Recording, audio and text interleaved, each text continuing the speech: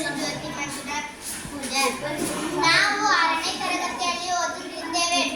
ನಾವು ಇಂದು ಒಂದು ಪ್ರಯೋಗ ಮಾಡುತ್ತಿದ್ದೇವೆ. ಪ್ರಯೋಗದ ಹೆಸರು ಪಾರದರ್ಶಕ, ಅರೆಪಾರದರ್ಶಕ ಮತ್ತು ಅಪಾರದರ್ಶಕ.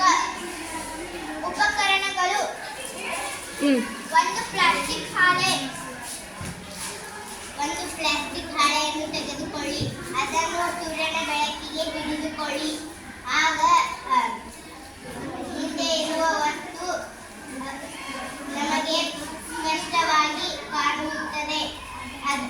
ಆದ್ದರಿಂದ ಇದು ಪಾರದರ್ಶಕ ವಸ್ತು.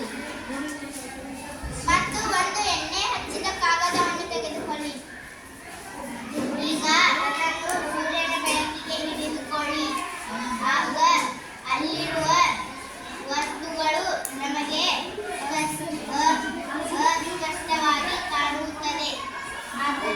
ಆದ್ದರಿಂದ ಇದು ಅರೆಪಾರದರ್ಶಕ ವಸ್ತುವಾಗಿದೆ.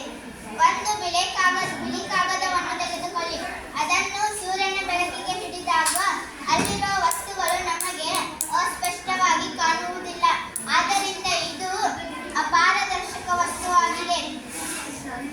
ನಾವು ಕಣ್ಣಾಮುಚ್ಚಾಲೆ ಆಟವಾಡುವಾಗ ಗಾಜಿನ ಕಿಟಕಿಯಿಂದ ಅಡಗಿಕೊಂಡರೆ ನಮ್ಮ ಸ್ನೇಹಿತರಿಗೆ ಅದು ಗೊತ್ತಾಗುತ್ತದೆ.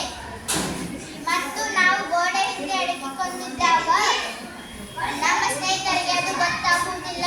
ಅದಕ್ಕಾಗಿ ಅದು ಅಪಾರದರ್ಶಕ ವಸ್ತು